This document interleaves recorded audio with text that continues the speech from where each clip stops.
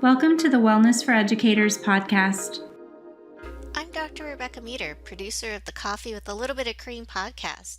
In this episode of Coffee with a Little Bit of Cream, in partnership with the Wellness for Educators podcast, Dr. Paul Sutton, Shomari Jones, and Dr. Ed Taylor talk about the impact of school integration and communities of color by having a conversation about equity and equality in the system and the social and sociological background of it. Let's get started. Okay, so everyone, welcome back to the next episode of Paul and Shomari's talk on education. Today we're going to have a incredible conversation that really focuses on school integration and the communities of color that have been impacted by school integration. Again, I'm Shomari Jones, Director of Equity at the Bellevue School District in Bellevue, Washington.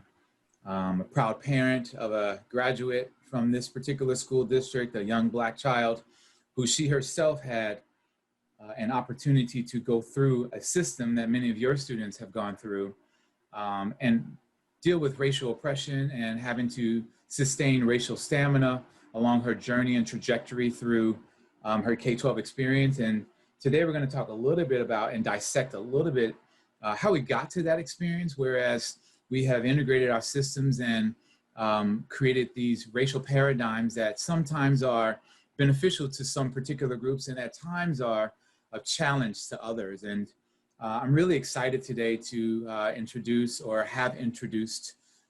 guest speaker.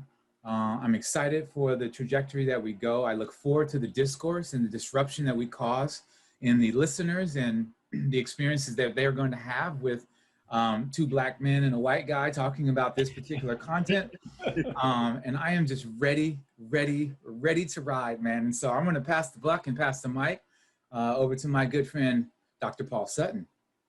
Thanks, Shomari. Hi, everybody. This is Paul Sutton. I'm assistant professor of education at Pacific Lutheran University in the Pacific Northwest. We are so lucky today to be joined by Dr. Ed Taylor from the University of Washington. Ed, do you want to just take a little bit of time and just kind of introduce yourself and kind of give us a history of yours in the educational system and just kind of where you sit within all of that? Yeah. Paul, thank you for the question. Shomari, what a pleasure to join you. I'm smiling at the question because let me start with even the fact of being introduced that way as a professor and an administrator at the University of Washington. I'm at UW in Seattle. I'm Dean and Vice Provost of Undergraduate Academic Affairs. Work with a lot of undergraduate students, and that title means something. But let me tell you how I got here because the work is interesting to me. I started my schooling in New York City in like one of those PS 142 buildings in the heart of New York, just urban New York school. And then my family moved out to a little place called Lompoc, California, in the central coast of California.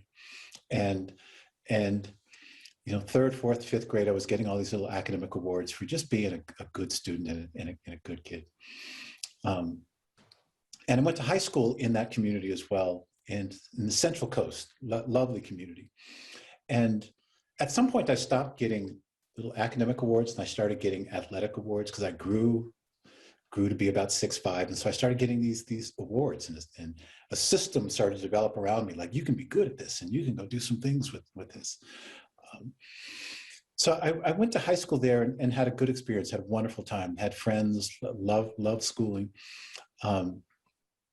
loved the community I was in, and did fine in school. Stopped getting academic awards and started getting athletic awards. And that was fine. Had a trophy shelf full of trophies.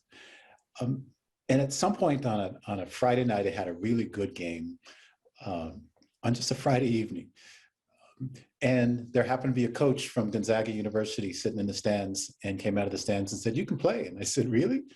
I could play this Friday. I played well, but I'm not.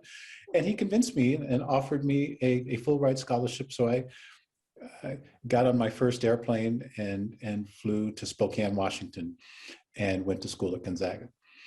and that told me everything about my life up to that point, because when I got to Gonzaga, the first thing that I received there was I took 20 some credits, first generation college student, and the first book I ever got was by Dietrich Bonhoeffer, Letters and Papers from Prison, theological text. And I took stats and I took biology. And the thing that put me in crisis right away when I held that book was I was sitting in my dorm room. I made the mistake that a first generation student shouldn't make. I got a room by myself, just so I can kind of struggle to myself. And so I isolated myself. And I would sit with this book and I would turn pages and turn pages and realize I don't understand what this book is saying. I have no idea.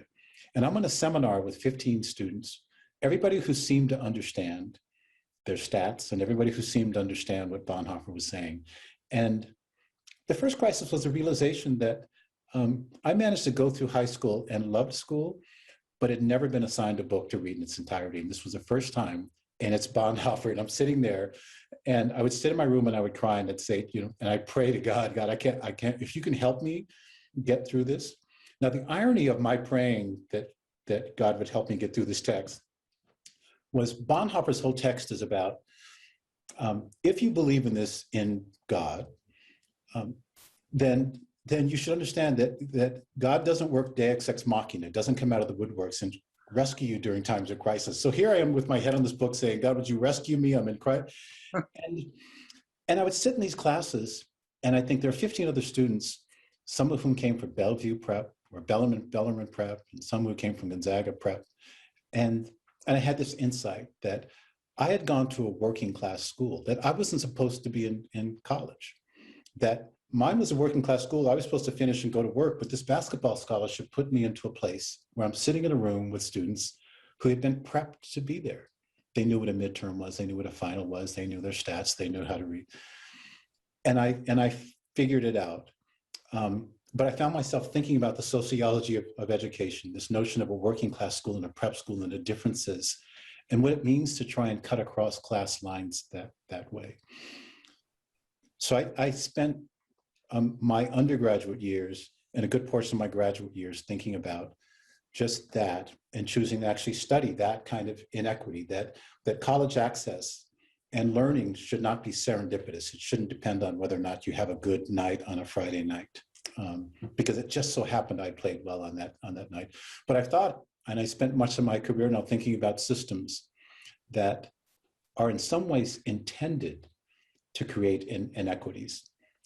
This was a curriculum that meant to put us to work, not to put us into college. And I crossed over somehow. And there was a curriculum for some students that were intended to actually prepare them for a life of liberation, a life of choice, a life of economic well-being and such. And I've been working to struggle against that and create access and at least think more deeply about those forms of inequity for much of my career. So it's ironic when I sit here, because part of my responsibility is I oversee the honors program at the University of Washington too, which is a bit ironic given where I've come from. I'm happy to talk more about that as well. But so I think about access and quality and equity pretty much every day when I walk on campus. So Ed, when you use words like access and equity and equality, or the opposites, inequity and inequalities, and you talk about them in the system, how do you think about those concepts? Like, how are you defining them, and then how do you think about how those concepts operate within the system? One of the byproducts of being and I'm going to use the term working class school, I remember having this moment where I realized I was going to be going to college, and I talked to some of my teachers, and I talked to our math teacher. And I said, I'm going to be going to college. I really think I need to sort of up my game. I need a higher level of algebra. And I'll never forget, we stood in the parking lot of the school, and he said, Ed, I'm a wrestling coach, not first and foremost, and I'm a math teacher secondly. And he says, you know everything I know. And I realized that in certain contexts, that well-meaning as they may be, that the best teachers aren't in the most diverse schools, with all due respect to teachers in many cases. That what was happening, as I've learned in some of the elite schools, college prep schools, schools that are in middle-class communities, that something very different was happening systemically. And those messages came very clear. So it happened in the curriculum. It played itself out in the curriculum. It played itself out in pedagogy. It played itself out in community expectations. There's a system. Let me go to the other extreme.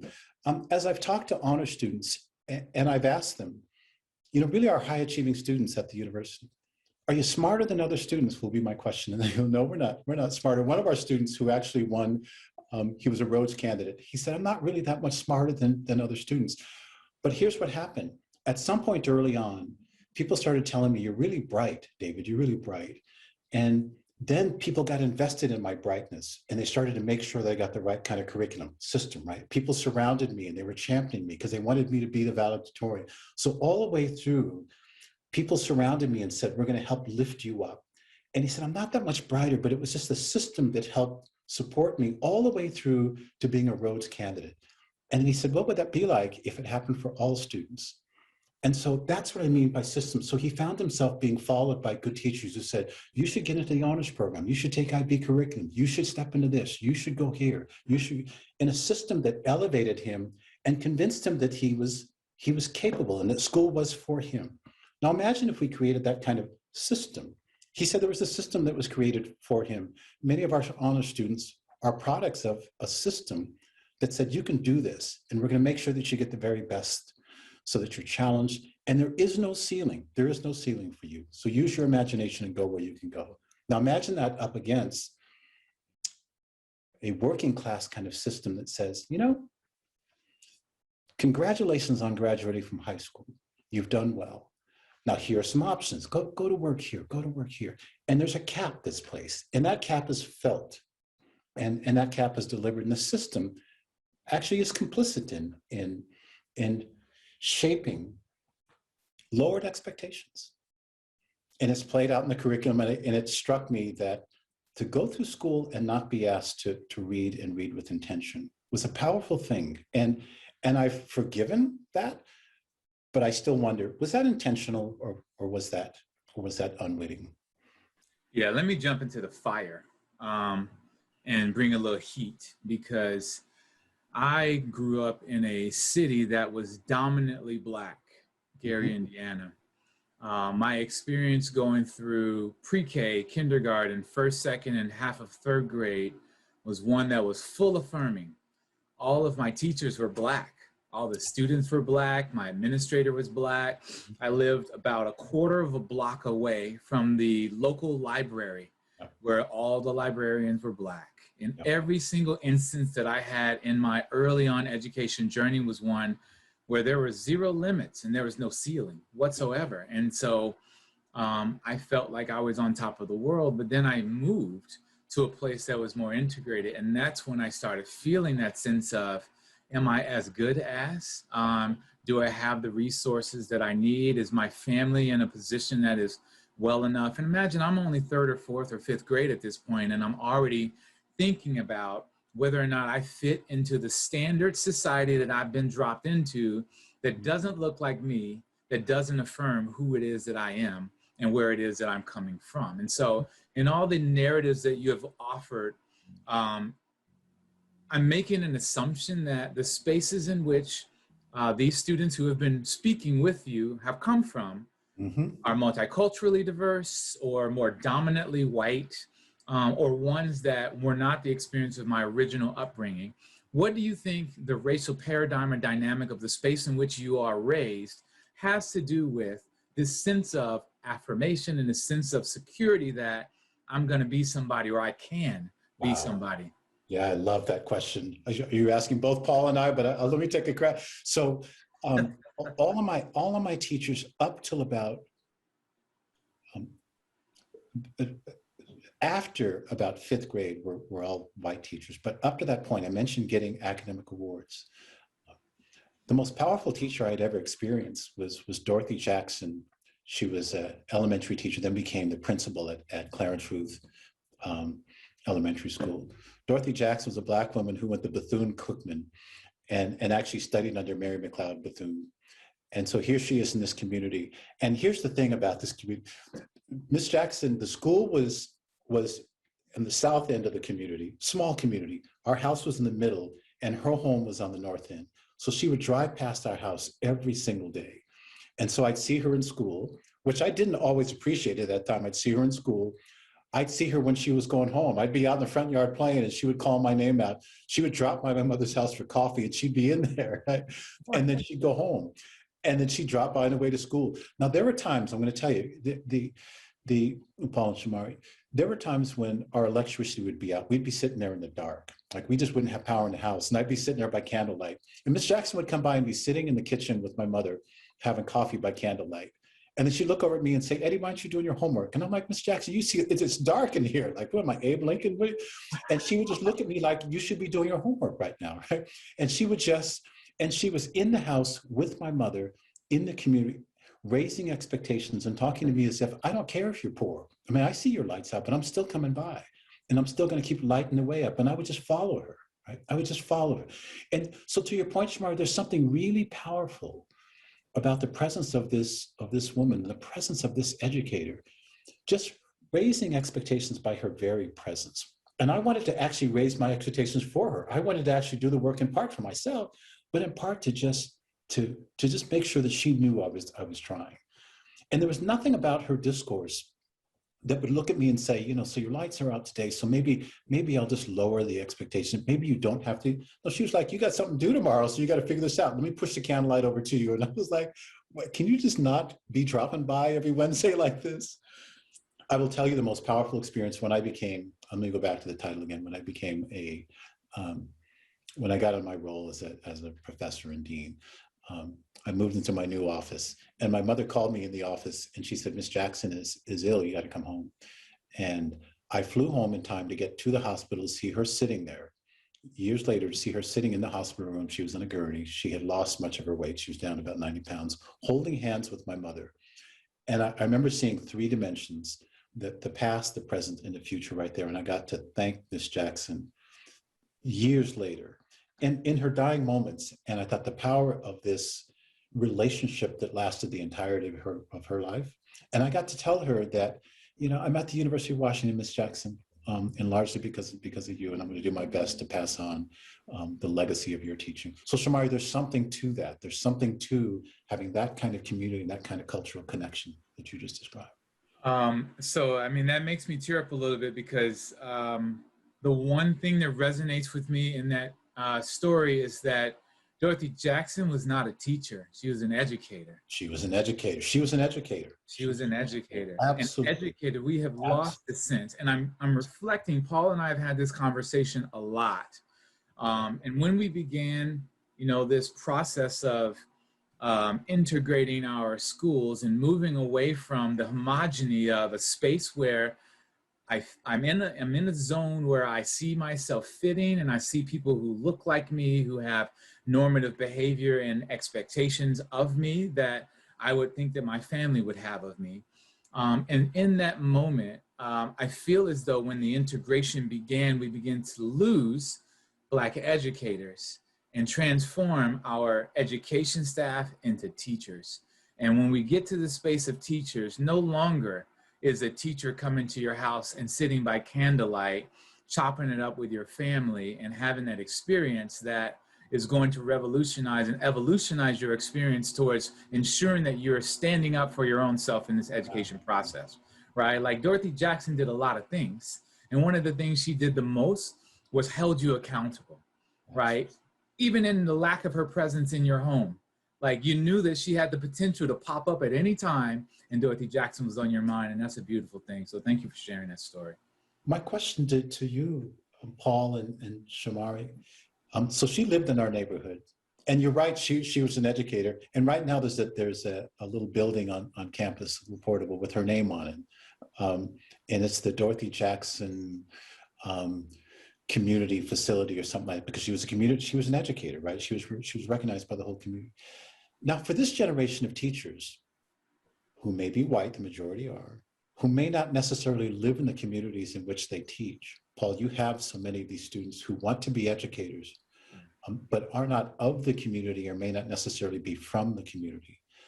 And the thing that Ms. Jackson had is that we were not others. We were part of her. So there was no othering. So the sense of belonging, we were tied together by her. What's the work that teachers who aren't of the fabric of a community, how do they become the fabric of that community? And is it even possible to? Those are really good questions. And I really struggle with both of them because I spend a lot of time talking to my students who are teacher candidates about how they have a moral and ethical responsibility when they work at a school to immerse themselves in the community, to figure out who those community leaders are, to figure out where the gathering space is, to visit those community centers, to actually make themselves into folks who are in service to the community in which they're teaching. I also, while I'm doing that, and I haven't really sorted this out yet, just as somebody who prepares teachers, as I am trying to urge them to do that and giving them assignments where they have to do that, I also know that they may or may not be aware of an incredibly fraught history whereby their presence as white teachers in highly diverse schools, whether that's racially, linguistically, or socioeconomically diverse schools, may be suspect. And you have families and you have communities who have every right to be very skeptical and suspicious of the role of the white teacher in those schools. And, so for me, it's incredibly fraught. I mean, what they have to do, what I'm asking them to do is invest years of their time, intentional years of their time, forming and establishing really tight connections with families and with the community. But I also know that that may not even be enough. I mean, there is,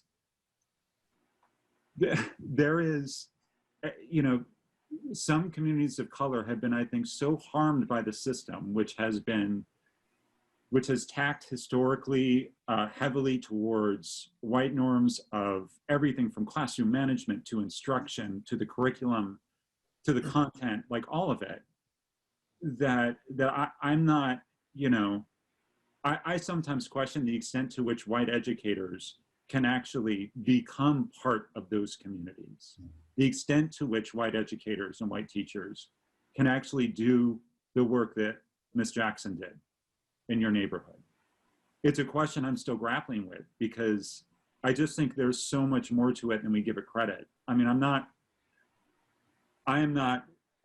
to the point where I'm willing to say it's impossible, but I think we underestimate how complicated that space is, how much work the white educator has to invest in figuring out their own implicit biases, in figuring out all the histories they bring into that space, and then being okay with people in those spaces, holding them accountable to their histories, when they may not, they may not have fully grappled with what it means, for example, to be white, but when they walk into those spaces, they're going to be seen as white. They're going to be seen as part of that history.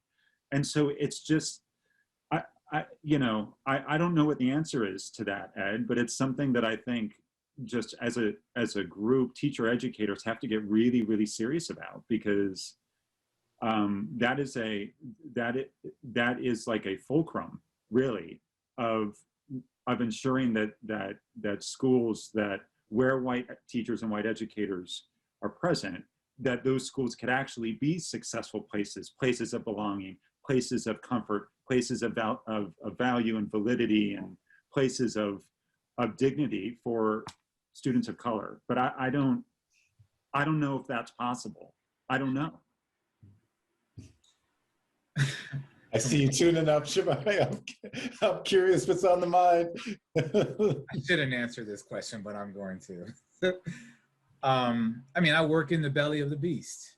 And from my Black male perspective, no white teachers will ever be Miss Jackson. They don't have the potential, right? Because they don't have the fortitude, the ability to reflect upon life's experiences, the navigational tools to be able to avoid the roadblocks and the barriers that they know that the families that they're sitting in front of have to do. They cannot support with families feeling that deeply steeped level of comfort that I'm going to get when I show up, right? Because of my lived experience and my history and my ability to speak the language that you speak.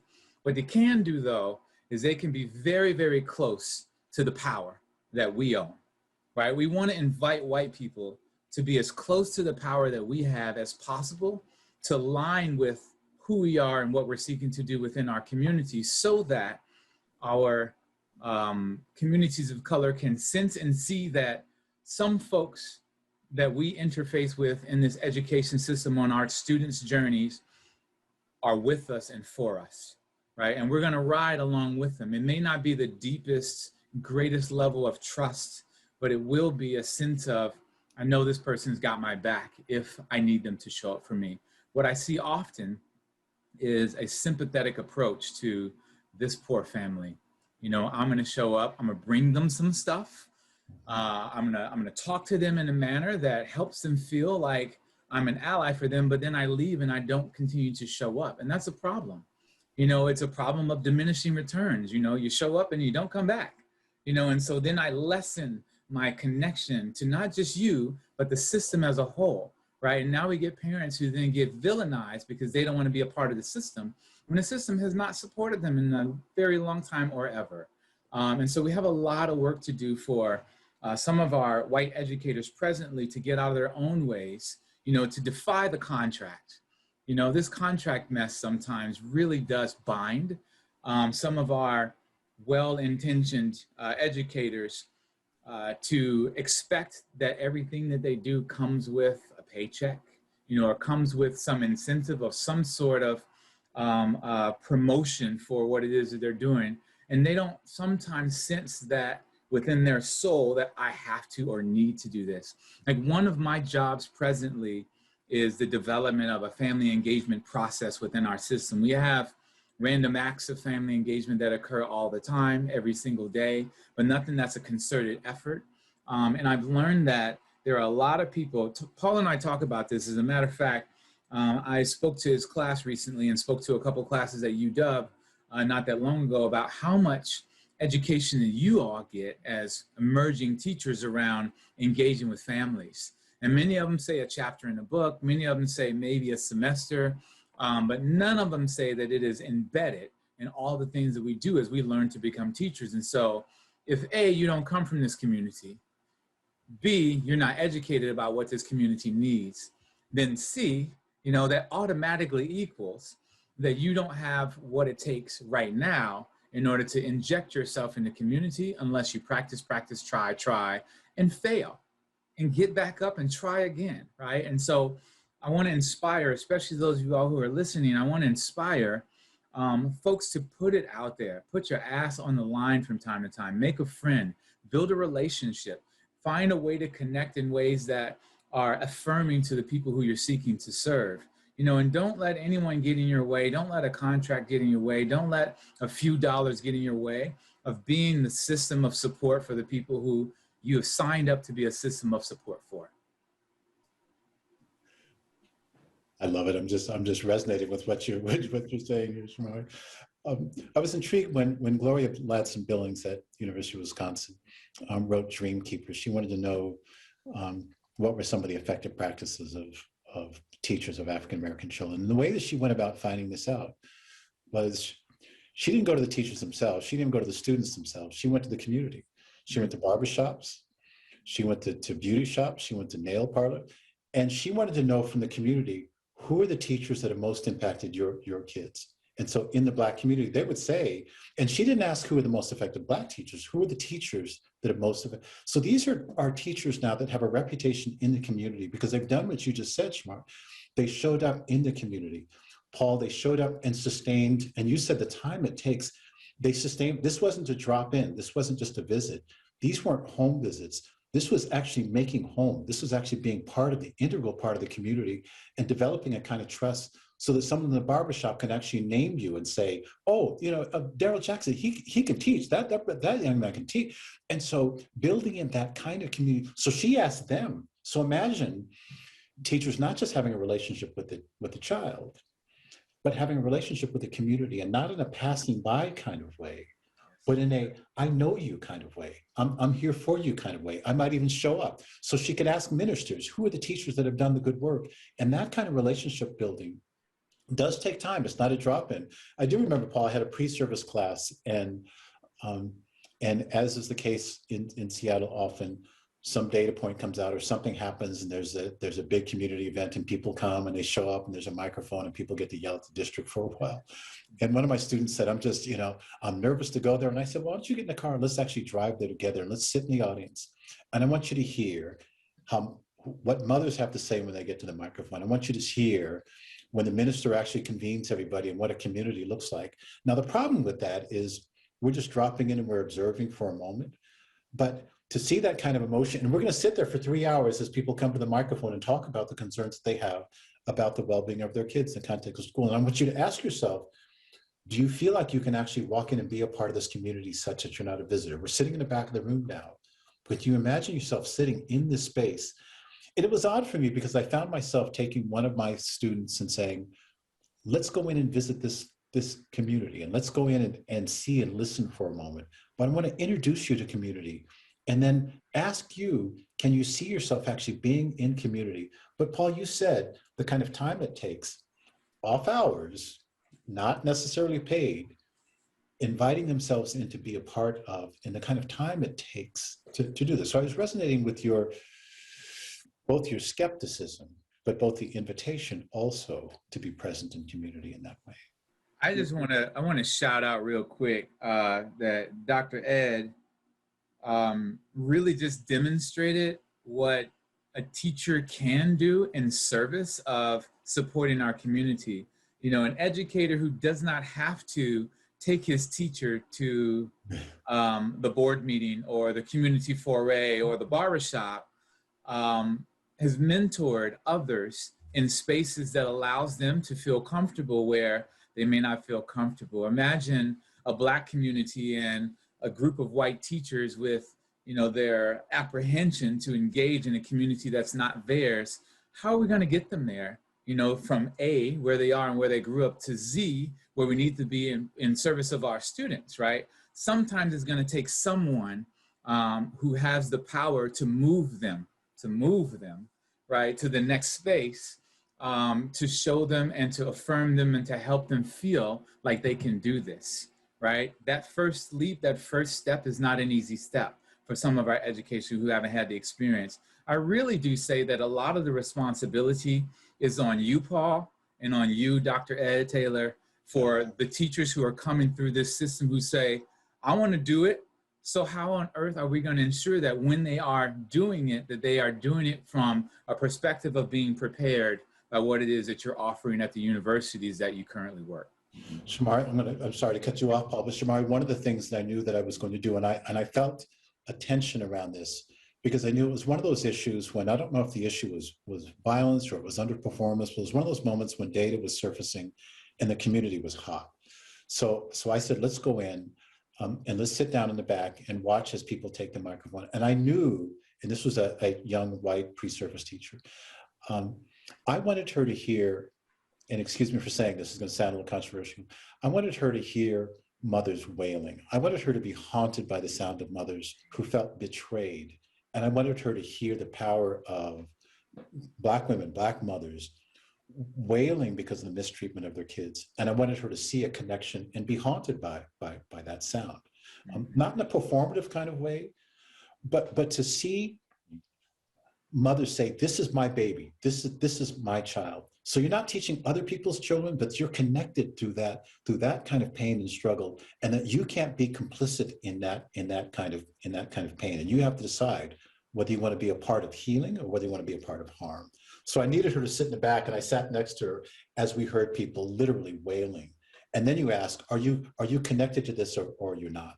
Because if you're standing back and passive, if you're distant from this and disconnected from it, then maybe there's another line of work, because you can't hear that kind of wail and not lean into that and say, I want to be a part of this struggle.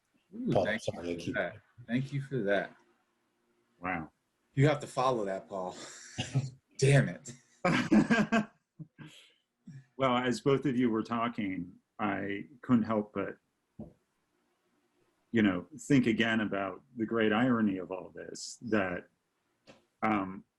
in particular, our white teachers and our white teacher candidates sometimes fail to recognize that they have benefited from the exact kind of process of adults who've been part of the community, who have understood the norms of the community, who have molded the system to raise kids within the community, right? Like in many cases, well, not many, in just about every case, our white students in particular have benefited from a culturally responsive system that was built for them, right? And so, but many of them are unaware that this has been happening, right? So what we're asking them to do essentially is to grapple with that history, right? That they have benefited from a system by which they were supposed to benefit, and then try to figure out how do they now go into these communities, use some of the same strategies, even though they're not part of the community, in order to serve that community, not in ways they think the community should be served, but in ways the community thinks they want to be served by those teachers. And for some reason, like saying that, it makes it sound, I don't want to say easy, but straightforward, but it's not at all, right? And every time I think of this, and Shomari, you and I, I mean, part of the reason why we've kind of congregated to talk about this is that, I'm naturally a hopeful person, but I don't know, Ed, like how it feels to me that those mothers who you described who were wailing in the community meeting have been doing that for decades. And we keep asking them to feel this pain, to feel this suffering, but we don't address it. Like we don't do anything, or what we've tried to do in the system has been continually failing them and their kids and their families. And so like, it seems to me that like our current model of education, right, where we bring a bunch of kids together or try to bring a bunch of kids together of different races, different ethnicities, different linguistic backgrounds, different cultural backgrounds, and have them all learn together is a very noble goal. But I sometimes wonder the extent to which that goal is, again, in service to the white student and the white family and not the student of color. And so there's a question here about the extent to which school integration is working for communities of color. So maybe that's a question, right? To what extent is like school integration? Because it didn't seem to work well for Shomari, right? I don't know if it doesn't seem to work perfectly for you, Ed. Does it work for the folks who we want it to work for? Like, does it work for families and communities of color? I talked to a school leader recently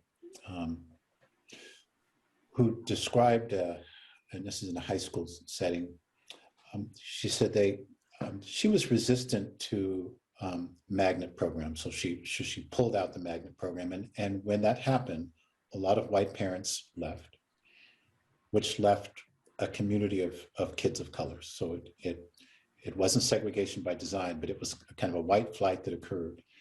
And she said it made education so much easier because I was able to do the work with kids of color, because I didn't have to do the work of decentering whiteness. It happened when they left. And then we were able to go about the work of creating a beloved community. She used to often use that term, a beloved community, where kids were looking after each other, caring for one another, where teachers and educators were all on mission and all on point around creating that kind of community, that kind of learning community.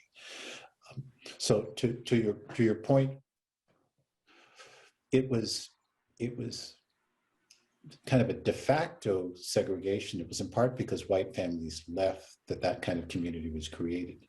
It begs the question, can you, with white families in schools, in an integrated school setting, can you decenter whiteness so that the community is working together, not necessarily in service to the privilege of whiteness? And can white families invest enough deeply in the whole? I remember thinking about this as a parent. Just for the philosophical question, can I care as much about other kids in this school as I do about mine? Now, in actuality, I love my kids, but at least begging the question, do I care that much about other kids so that the whole is successful? Not my kid getting off and getting to this college in a singular narrative, as if it's a zero-sum game. And I think that zero-sum kind of thinking is deeply problematic, right? Because we're chasing that elite, we're chasing that college access, we're chasing that elite college. We've got a system that reinforces really awful behaviors so that it becomes that zero-sum. My kid eventually is going to get a letter in mail that says she got into this really elite college. In a country where post-secondary access should be, and an educated citizenry is what we want for all of our kids, but we get to this zero. So by having white parents leave, suddenly she was able to create a community. The question then for white parents, can you stay there, decenter yourself, and create that same kind of community? I don't know if we have good examples of that, but it's an interesting anecdote to say, why should that happen? Why do white parents have to leave to create that kind of community? What does that say? What does that say about us? Can we decenter whiteness in this? Or do we have to go to the question, because tomorrow I see you leaning toward maybe segregated schools are the right thing. And what those segregated schools are doing is they're not centering whiteness. You take away that privileging whiteness, and you actually get to see that your educators are people, that everybody's committed to your well-being, and you get to see yourself in this space. Can we decenter whiteness in these spaces? And I don't know what the answer to that is. I don't know. My answer is no. Mm-hmm. Because there's an institutionalized system of power that exists and nobody wants to relinquish power. The moment that I do anything as a director of equity in a system that is a medium-sized school system, the moment that I do anything that is deliberately focused on one group of people who have historically been minoritized, is when the entire community has an uprising against whatever the effort is that I'm seeking to institutionalize in a very small way, just to provide some shine, some light, some service, like to a group of people who haven't had it in a really long time, right? And so it's a very defeatist feeling that some of us who are in roles like mine often experience due to our plight to transform systems. And I don't necessarily want to move to back to a segregated platform. What I would love to do is flip the script and then center Blackness. And that way have white people and Asian people and any of our other racial subgroups integrated into a system that centers Blackness, the people who are a part of the foundation of our country, the people who live through this embodiment of excellence that they must sustain when consistently oppressed time and time again, just for trying to be equal to what some of our other citizens have access to. We need to decenter whiteness for sure, but we also need to center the other people who have historically been oppressed in our country. I was listening to a panel of young girls from Rwanda who were in school together in Rwanda. And I'm a part of this project in Rwanda. It's a whole nother story. But I was listening to these young girls, they were classmates, each talking about their schooling experience, and they kept looking at each other. And one would say, I'm just good at maths. I'm good at maths. And then she would turn to her neighbor, to the sister next to her, and say, but my job is to make sure she's good at math too.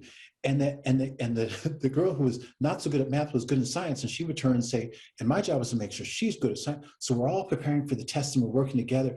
And they kept turning to each other and saying, it's not about me, it's about us, because they knew that they were nation building. And it's in part because they're in Rwanda, they knew, and it's gendered, because these were young girls who were making sure that they were all lifting each other up, that they were all getting there together. And they knew that they were in the project of building a new Rwanda. It was a new vision for what a democratic state might look like.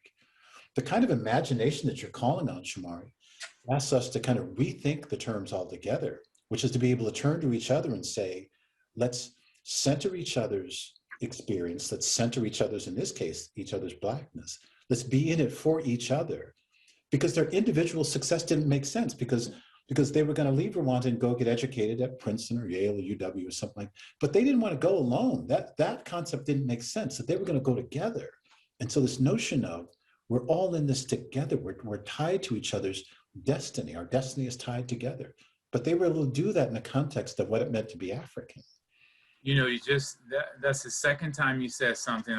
I'm taking copious notes. This is nation building.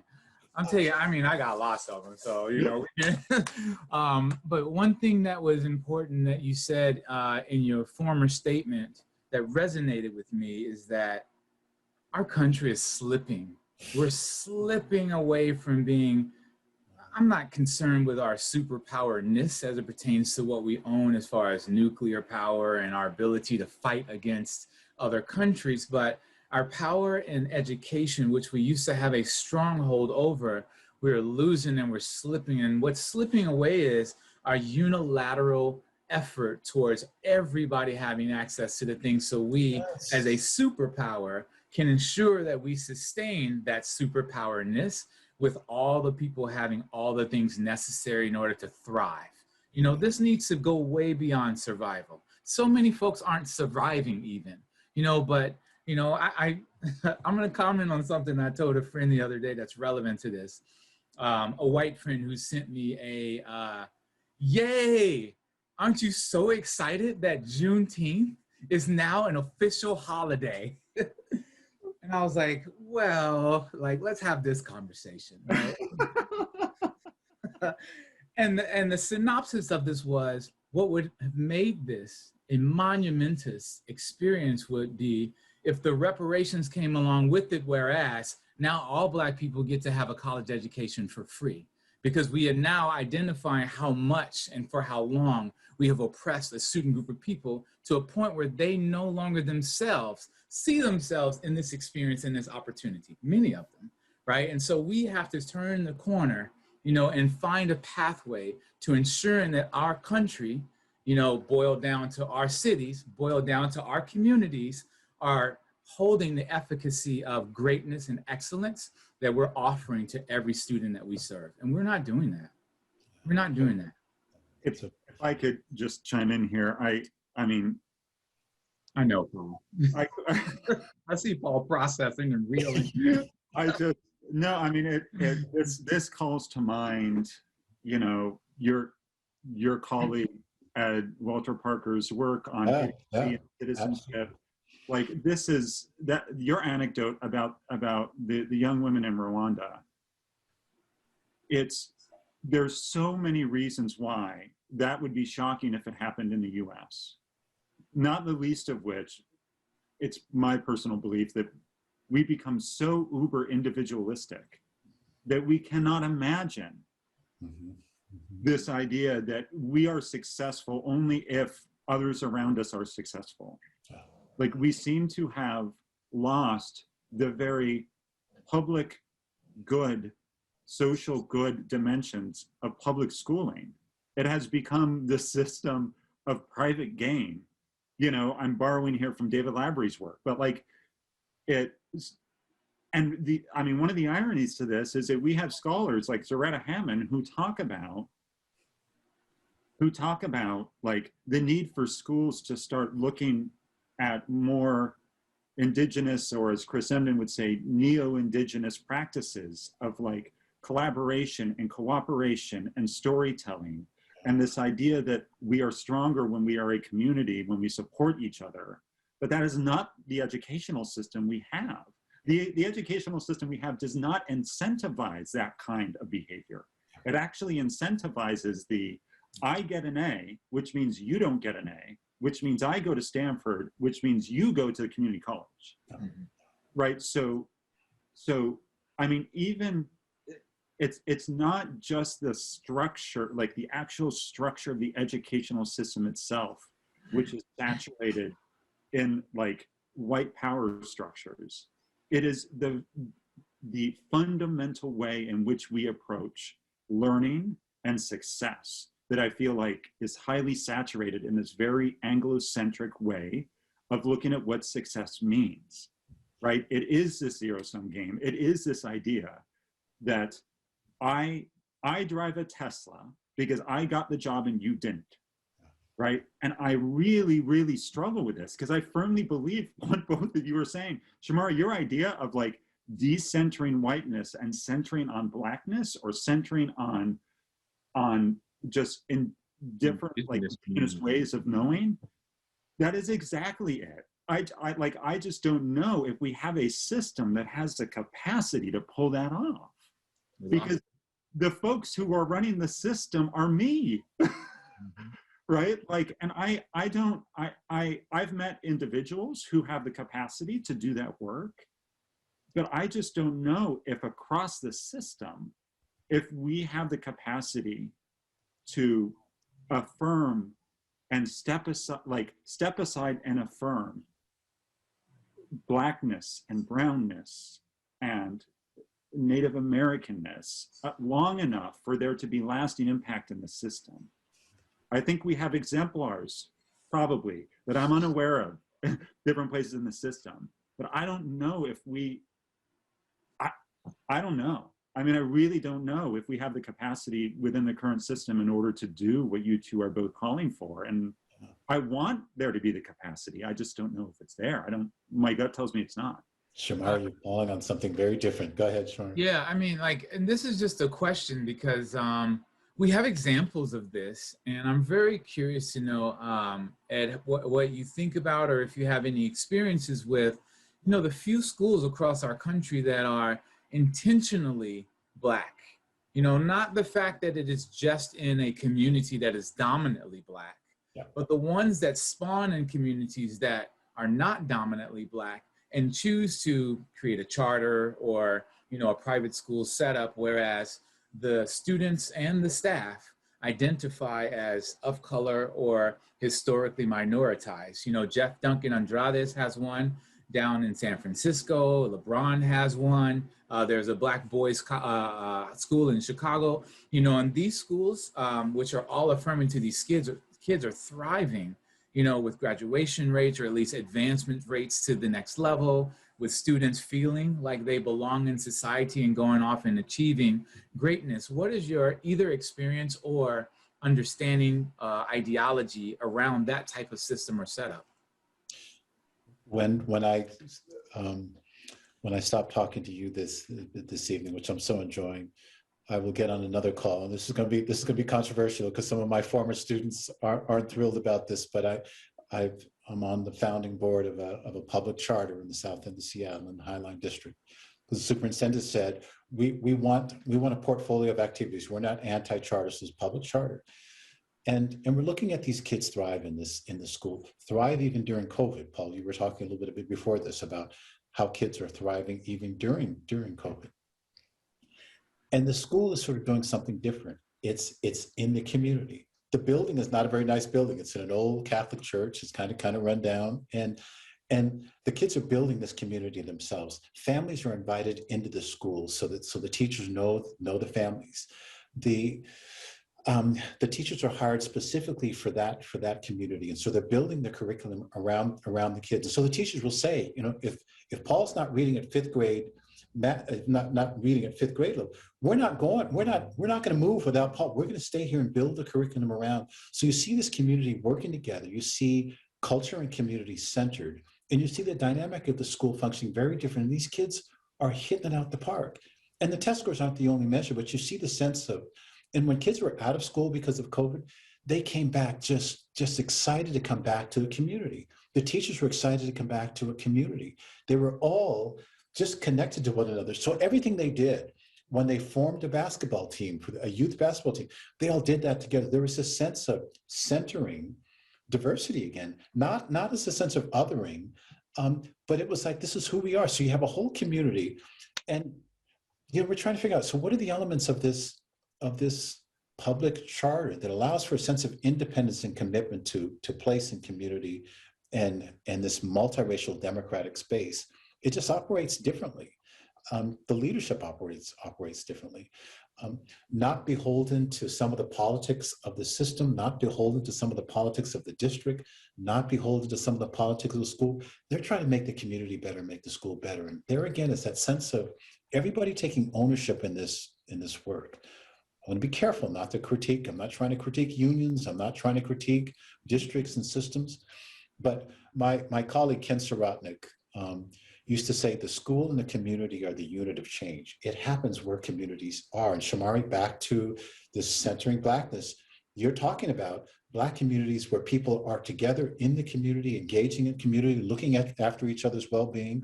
The unit, not the district policies or state policies or government policies, but the community is the unit of change. It's where people are together. That's where change actually happens. And we're seeing that example in this school. And that's what I'll be talking about this evening. How do we then expand that out so it's not just this population of kids? But never mind that there's been white flight in these communities. We're going to do this for this community of kids. So Vietnamese church next door, families speak Vietnamese. So we actually make sure that culturally rich school in the context where these kids aren't othered, they are part of the community, they're of the community. Beautiful. So I've seen examples of it. And Shomari, I don't know all of these schools, but I think it's also important that these not become projects of celebrities either, because if you take LeBron and others, these are folks that actually care about and understand and are devoted to education. It'll be interesting to see, is Russell and Ciara's school, is it about Russell and Ciara? Or is it really about kids and communities? Is it deep? So we can get kind of enthralled by the shine at the moment, but the test will be, Russell, are you of this? Is this about you, or is this about that? Is it about that community? Yeah. Are you of that? Are you part of that? So I've seen examples, not nearly enough.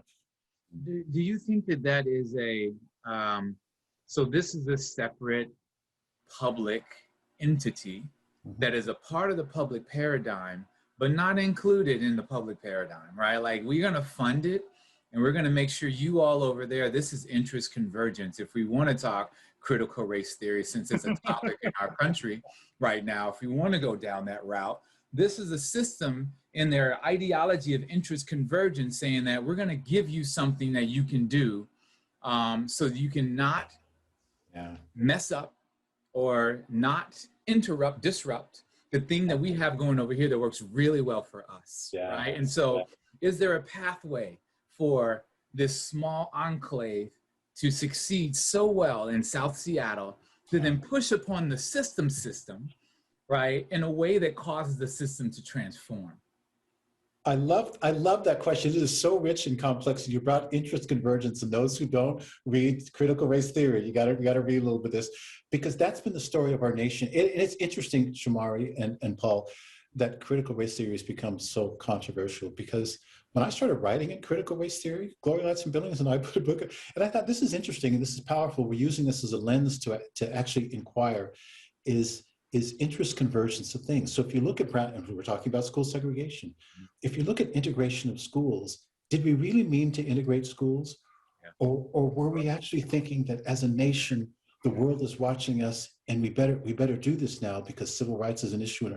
And the level of resistance, and we look now, I went to Clarendon, South Carolina about 8 years ago, and I was in an all-Black school, except for one white child who stood out. All-Black school in Clarendon, South Carolina, and there were pictures of Thurgood Marshall all over. And I finally asked the principal, I said, what's with these pictures of Thurgood Marshall? She said, this was one of the schools that was used for the Brown versus Board of Education. And what struck me was, this was one of the schools that we used as a beacon of desegregation, and that school was totally segregated. The level of resistance so white people left the community, rather than be integrated in schools, people left the community and said, I'd rather not have this. So did desegregation work? I think that the narrative is right now, no, it hasn't worked. And that's part of the question that you're putting to us. Do we really want multiracial democratic schools, or have we been resisting it since 1954? And that's a story of interest convergence. We'll do this, we'll pass this legislation, because as a nation, we want Russia, we want China to see us as an integrated community. And so we're going to pass Brown. We better pass Brown too, because people don't really want this. And it turns out we've gone right back to being segregated schools again. Inside of the schoolhouse now. Inside the schoolhouse. Yes. Upstairs and downstairs. That's right. De facto, not de jure. So do we really want this? And there's that interest convergence piece. So I think that begs the question, in this case, do you put a public charter school there just to say, you do your thing, but the system is basically itself? Because for the district's sake, and one can make this argument, so this is interesting, you can make this argument that we put it there because it serves our own best interest, but we're going to keep doing the work that we typically do. So those 300 kids can get a little bit of this and keep moving. But for the most part, the system will stay the same. So that's the project. And that's a question, I think, that will be one worth engaging. So powerful question. Wow, man, something to think about. So we have, 10 or 15 minutes remaining in this podcast. And one thing that is coming up for me and what I would love to ensure that we do in every one of these podcasts is offer some feedback and some direction to those who are the listeners so that at the end of this, they're not just jaw drops, but rather they have something to take away from this experience to say that I can do that. At least I can do that. Or I'm willing to try this thing. Or that was sound advisement for me to start thinking about integrating into my operation of thinking or my operation of action. And are there things that bubble to the top that, that instantly come to you as a strategy for students you, Ed, or students you, Paul, have interface with? Things that you can provide as a brief, something that is tangible that we can hold on to and do something with until we do this podcast again and give them a 2.0. Ed, do you want to start? You're the expert here. I'm not going to use expertise. I'm going to go to anecdote. I'm going to go to storytelling again. Some years ago when I had the honor of visiting some schools in South Africa with friends and school leaders, they were educators. I like that term, Paul and Shomari. A man named Lunga Dayani, and Lunga was the principal of a school, and I was driving in his car in a little township, all black township in South Africa. And Lunga could hardly drive a block because he kept stopping and getting out of the car and talking to kids. And he was talking to kids that were in school uniform, kids that weren't in school uniform. He was stopping in stores and buying stuff, and he'd drive another 50 yards and he'd stop and talk to some kid. And this was on the way to school, from his home to school. And Lunga probably made 10 different stops. And I saw him getting out and just orchestrating and talking to people. And I said, Lunga, what was that all about? He said, well, there's some kids who I know are supposed to be going to school and they're not going to school. And I need them to be in school. And he's calling them by name. And it was clear that this community was Lunga's community. And he knew that at the end that these kids, when they finished school and they went out and they found their trade, whatever their work was, they built a little home in this township. So it went from a shanty to a home, and from one shanty so every kid that was educated would build a home in the community. And you can see the expansion of the building of a community for each kid. And every kid mattered. There was no kid expendable.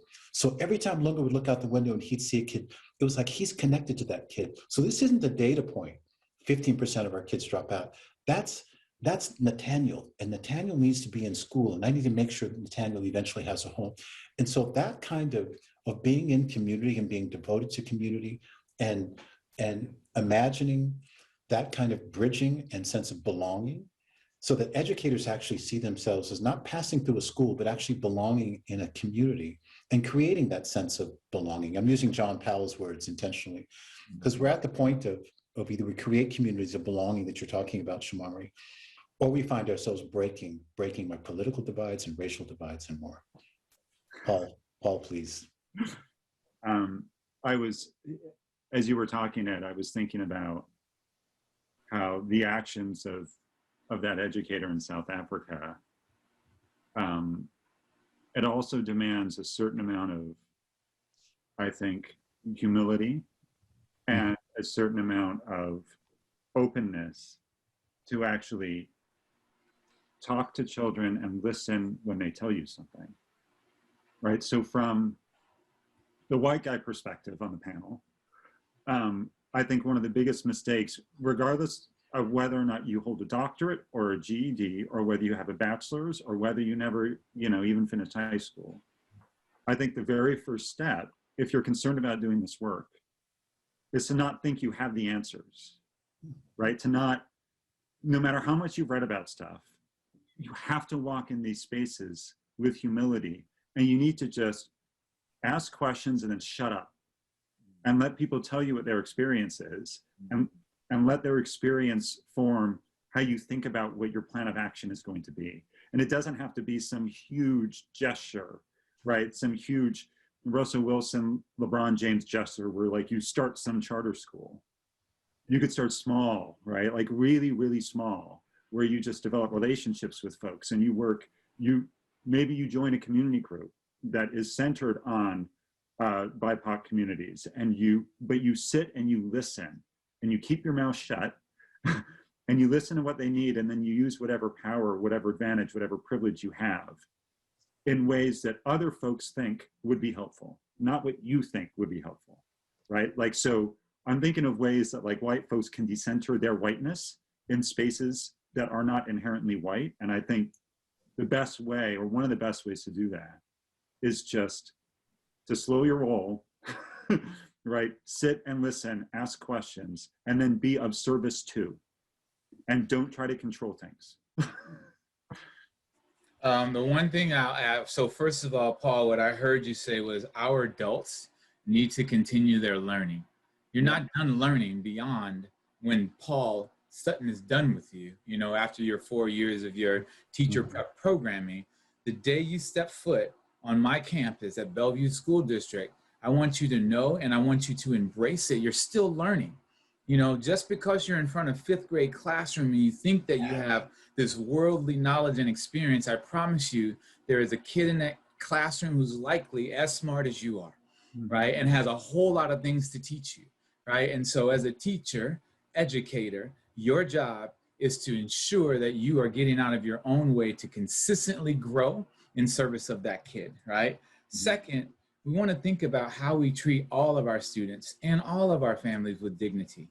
You know, we recently read this book, A Culture of Dignity, that our superintendent had us read. And then I hosted a town hall session with students. 7 students facilitated 6 different town hall breakout sessions with 100 teachers. And they created the titles of their sessions. They created the content in their sessions.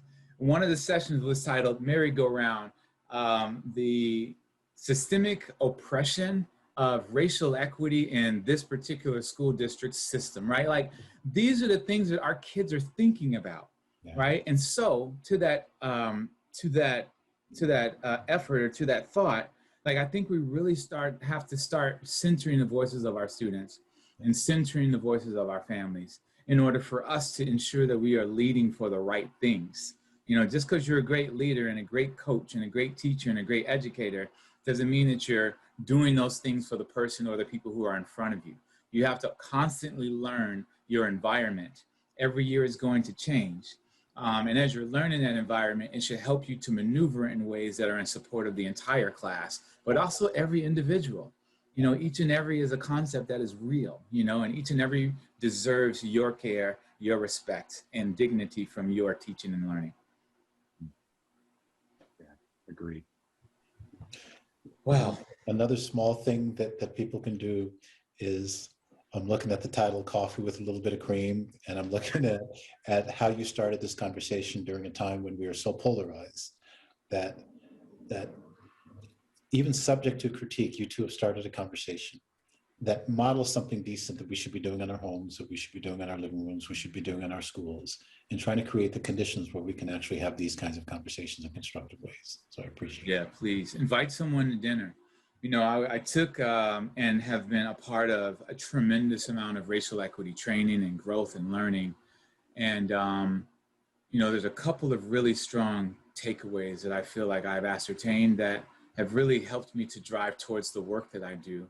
And one of those in the racial consciousness space is really starting to believe that everyone in front of you is valuable and has something to contribute. We don't have a nation that has positive depictions of particular races, particular classes, particular genders, orientations, you know, folks who have particular sets of or certain levels of wealth. Folks get treated very differently. And it is important for us to start thinking about how we ensure that the playing field is leveled, even if folks are coming with different experiences and different assets. They all have the capability and ability to learn. I'm feeding off of a story that you said about this young man who kept getting out of the car and getting back in and getting out of the car and getting back in. And like, yes, he was nation building, but he was also affirming, right? He was also putting himself into his community in the way that his community saw him as the educator that he was. He was a father to all of the students who knew him or didn't know him, right? And that's what you, the educator, has to do. You know, you are the parent away from the home, you know, which does require you to consult with the parent from time to time to ensure that you're on the right track, because you're the second parent, you're not the first parent. The first parent is the kid's first educator. And you come in and you absorb from what that parent has done thus far, and you take it on because you're the professional in this field, right? And we have lost that a little bit, and I want to get it back. And so I want to charge you all, the listeners, to help me in getting it back and help me on my journey as I seek to help you on yours to ensure that we're moving in the right direction in service of our kids and our families. So with that said, gentlemen, this has been the most valuable podcast that we have done thus far, as far as like how it makes me feel on the inside, and how much I am just excited to get off this call and like immediately go to work. It's 5:30 p.m. and I'm going to open my computer and write some emails. That's exactly what I'm going to do. You know, because I think it is very important that I start right now. I charge you to start right now. Make a friend. You know, I remember one session that I took that as we walked away, the homework assignment was list the top 3 people that you don't have a sound relationship with, other adults, ones that you are a distance away from feeling connection to, and especially if they are in particular of a color or race that's different than yours, and find a pathway to engage in a conversation.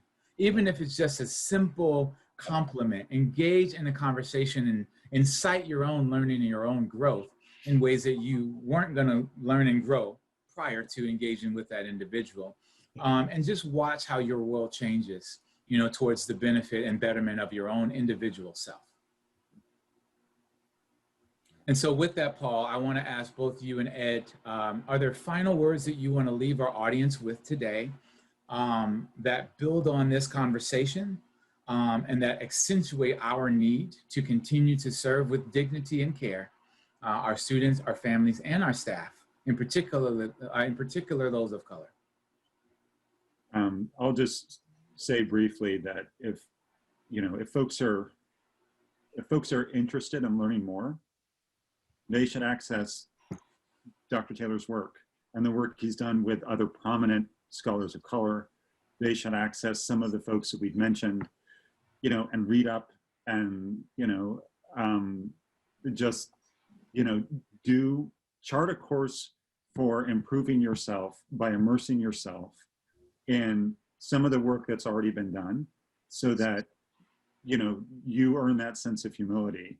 But also, I just wanted to quickly just shout out, Ed, it's been such a pleasure talking with you. This is the end of my week, and I cannot tell you how wonderful this ending to my week has been to have an opportunity to just talk with you about these very important issues. So thank you so much for spending time with us. It's an honor for me, and I think this is the kind of work that we need the most now. Systems change and all of that is work that will probably take a lifetime, but I think this kind of work that you two are doing is just so powerful. It's work that we can start doing today. Shomari, thank you for the question, but W.E.B. Du Bois comes to mind because there's a quote that just kind of sticks with me where he said to an audience of white educators, he said, "Here's a chance for young men and women of devotion to lift up the banner of humanity and march toward a civilization that is free and intelligent, healthy and unafraid." Those 4 things: to be free, to feel intelligent, to be healthy and unafraid. It just seems to me if we are in post-pandemic, here's our chance to lift up the banner of humanity. Now there's an opportunity for us and march toward a civilization that is free and intelligent, that's healthy and unafraid. And you're inviting us and creating conditions for us to be liberated in our talk, to be intelligent, all of us to be intelligent and to be healthy and to be well and to be fearless. And And that's the world I want to live in. That's the community I want to live in. So thank you for finding a path for us to just be those things and live that kind of life. I'm inspired by the two of you. Thank you. I can't wait to hear the rest of your podcast. Oh, that's so beautiful. Thank you. And I want to give a special shout out behind the scenes to Rebecca Meter, who is helping support us in these efforts of launching these podcasts. And without her, we could not do this work. And so thank you, Rebecca, in the background. And we're going to conclude. And thank you so much, Dr. Ed Taylor. Thank you for your work, for your inspiration, for your words, and for your kindness. It is important that you are a part of this system. This is a shared project. I'm in it with you both. Thank you, man. Thank you. And thank you to all of you listeners who joined in with us today. Have a good rest of your day. Thank you both. Take good care of us. Thank you so much for joining us. Stay tuned for more episodes of Wellness for Educators podcast. In conjunction with Coffee with a Little Bit of Cream. Have a good day.